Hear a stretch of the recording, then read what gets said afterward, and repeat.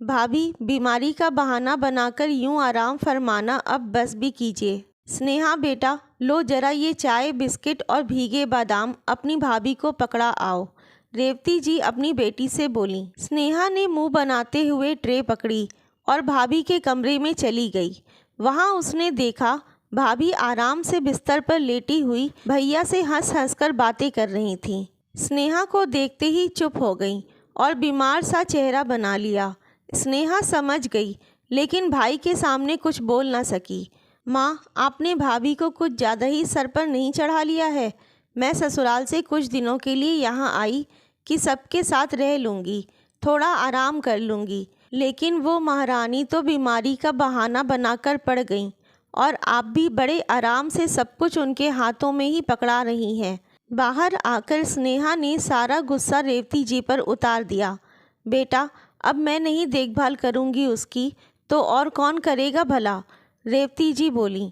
माँ, वो वाकई में बीमार हो तब तो चलो बात समझ में आती है, लेकिन वो तो बिल्कुल भली चंगी है। हंस हंस कर भैया से बातें कर रही थी। मेरे जाते ही मुंह उतर गया। स्नेहा चिढ़कर बोली। अब कर भी क्या सकते हैं बेटा, मेरी किस्मत में तो बुढ़ापे में भी काम ही करना लिखा है, तो करना ही पड़ेगा। लेकिन स्नेहा को अपनी भाभी दीपिका का यूं आराम फरमाना अच्छा नहीं लग रहा था। दोपहर को रेवती जी ने ही लंच तैयार किया। स्नेहा ने भी थोड़ा बहुत हाथ बटाया। रेवती जी बोली, बेटा खाना लगाकर जरा बहू को पकड़ा आना तो। मम्मी, क्या उनसे डाइनिंग टेबल पर भी नहीं आया जाता? हद है, आप सर चढ़ाए हो और वो चढ़ी हुई हैं। आप रुकिए, अभी मैं उनको यहीं बुलाकर लाती हूँ, कहकर स्नेहा धमधमाती हुई दीपिका के कमरे में पहुँच गई। दीपिका आराम से चादर ओढ़े हुए लेटी थी।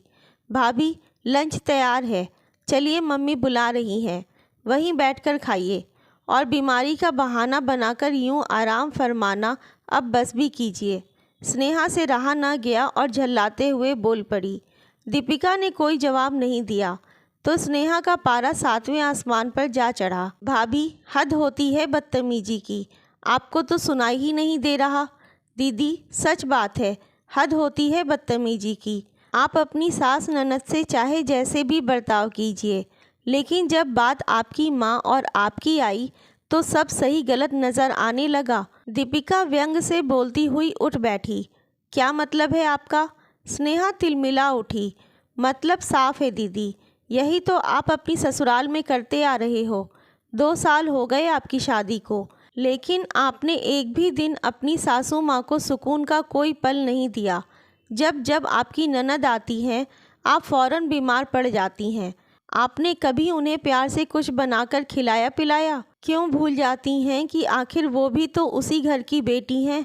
हाँ, मेरी कोई तबीयत नहीं खराब है, ये सब मैंने मम्मी जी के कहने पर किया है। मुझे माफ़ करिए मम्मी जी, आपको 2 दिन अकेले ही सारा काम करना पड़ा। दीपिका बोली। क्या ये सब मम्मी ने करवाया? स्नेहा ने आश्चर्य से कहा। हाँ बेटा, क्या करती फिर। पिछले दिनों बाजार में समधन जी मिल गई थीं। पहले से बेहद कमज़ोर और उदास सी दिख रही थीं। पहले तो वो कुछ बता ही नहीं रही थीं, शायद तुझसे डरती हैं।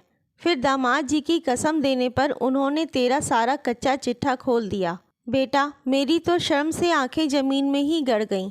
मेरी परवरिश को तुम ऐसा बदनाम करोगी कभी सोचा भी न था। तुम क्यों भूल गईं कि जैसे मैं यहाँ माँ हूँ, वैसे ही वो भी तो माँ है। उनसे काम कराते हुए तुम्हें जरा भी लज्जा का अनुभव नहीं हुआ?